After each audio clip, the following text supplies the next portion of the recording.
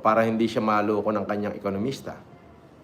A leader that could be excellence in political figure para hindi siya maloko ng partido at di siya sumunod sa kanyang partido.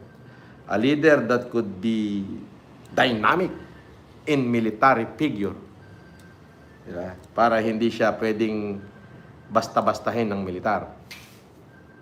So, we need a leader like Superman. Today, that is the Philippine needs today to recover from its previous unprofitable state.